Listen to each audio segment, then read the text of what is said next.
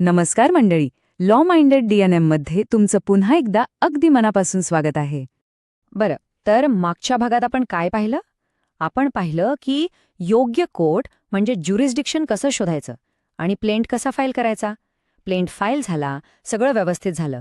पण आता खरा प्रश्न येतो, ज्या व्यक्तीच्या विरोधात आपण केस टाकली आहे, म्हणजे आपला डिफेंडंट, त्याला याबद्दल काही कल्पना तरी आहे का? आणि मित्रांनो, इथेच सगळ्यात महत्वाची गोष्ट लक्षात घ्यायची आहे.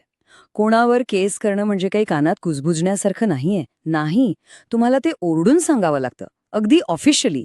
आणि कोर्टाच्या ह्याच अधिकृत ओरडण्याला किंवा ऑफिशियल शाऊटला आपण काय म्हणतो? बरोबर, समन्स. चला तर मग बघूया आज आपण काय काय कव्हर करणार आहोत. सगळ्यात आधी कोर्टाचा हा ऑफिशियल शाऊट म्हणजे काय ते समजून घेऊ. मग समन्समध्ये असं काय असतं जे त्याला अधिकृत बनवतं ते पाहू. त्यानंतर समन्स पाठवण्याचे वेगवेगळे मोड्स. पहिला म्हणजे द नॉक, मग द पोस्टमन आणि सगळ्यात शेवटी जर कोणी लपून बसलं असेल तर द गोस्ट हंट मोड. आणि शेवटी समन्स सर्व्ह झाल्यावर पुढे काय होतं हेही बघूया. ठीक आहे, तर मग सुरुवात करूया आपल्या पहिल्या सेक्शनने, द कोर्ट्स ऑफिशियल शाऊट. म्हणजे हे समन्स प्रकरण नक्की आहे तरी काय? सोप्या भाषेत सांगायचं तर समन्स म्हणजे कोर्टाने पाठवलेलं एक फॉर्मल डॉक्युमेंट.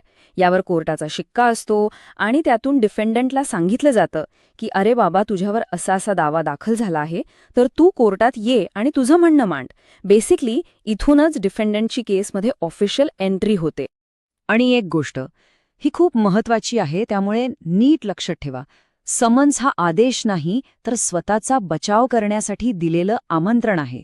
हे एक वाक्य आहे ना, ते सगळा पर्स्पेक्टिव्ह बदलून टाकतं. म्हणजे समन्सला घाबरायचं नाहीये, ही काही धमकी नाहीये, तर न्याय मिळवण्यासाठी दिलेली एक संधी आहे, एक ऑपॉर्च्युनिटी आहे. बरं, पण समन्सला एवढी लीगल पॉवर येते कुठून? असं काय आहे त्यात जे त्याला ऑफिशियल बनवतं? चला, तेच पाहूया आपल्या पुढच्या सेक्शनमध्ये.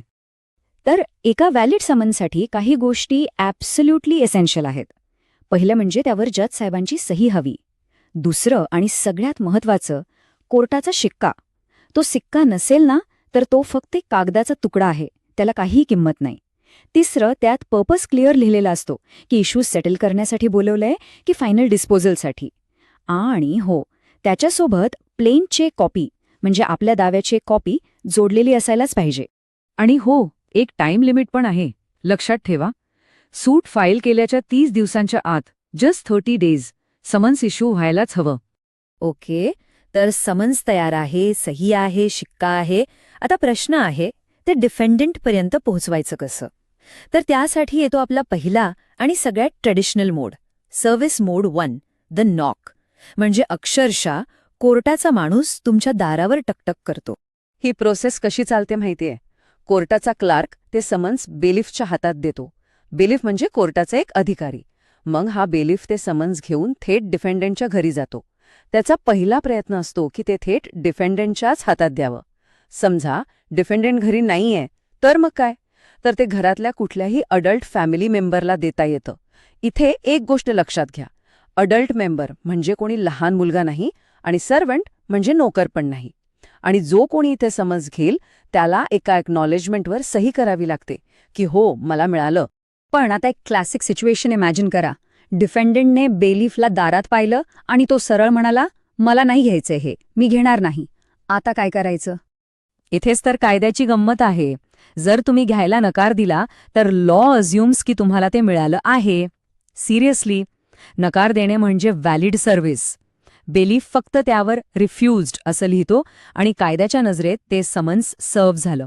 विषय संपला. म्हणजे तुम्ही नकार देऊन वाचू शकत नाही. बरं, समजा बेलीफ गेला आणि डिफेंडंट भेटलाच नाही किंवा काही कारण असो, पर्सनल सर्व्हिस शक्य नाही झाली, मग काय? मग आपण जातो पुढच्या मोडवर, द पोस्टमॅन. आता जमाना बदलला आहे. आता कोर्ट्स रजिस्टर्ड पोस्ट एडी म्हणजे RPAD, स्पीड पोस्ट किंवा अगदी ऑथराइज्ड करिअर सर्व्हिसेसचा पण वापर करतात.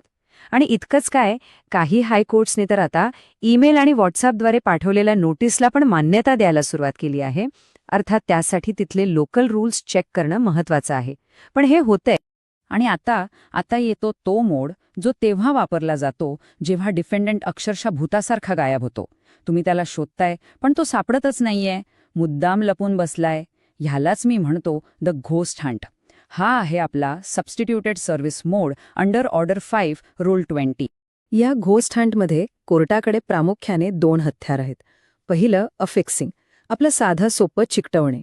यात काय करतात, समन्सची एक कॉपी डिफेंडंटच्या शेवटच्या माहिती असलेल्या घराच्या दारावर चिकटवतात आणि दुसरी कॉपी कोर्टाच्या नोटीस बोर्डवर. दुसरा ऑप्शन पब्लिकेशन, म्हणजे डिफेंडंट जिथे राहतो असं वाटतंय तिथल्या एका लोकल न्यूजपेपरमध्ये, समजा लोकमत किंवा टाइम्स ऑफ इंडिया, त्याच्या नावाची नोटीस छापून आणायची. आणि याचं कॉन्सिक्वेन्स, याचा परिणाम खूप सिरियस आहे. एकदा का ती नोटीस दारावर चिकटवली किंवा पेपरमध्ये छापली की कायदा असं मानतो की डिफेंडंटला माहिती मिळाली आहे, डीम्ड सर्व्हिस. मग तो आला नाही तर त्याची चूक, कोर्ट थांबणार नाही. केस त्याच्या गैरहजेरीत पुढे चालेल आणि यालाच म्हणतात एक्स पार्टे प्रसिड. चला, तर समन्स आता कसंही करून डिफेंडंटपर्यंत पोचलंय असं कायदा मानतो. सो व्हॉट्स नेक्स्ट? तर आपण हा जो एस्केलेशन पाथ पाहिला तो परत एकदा बघूया.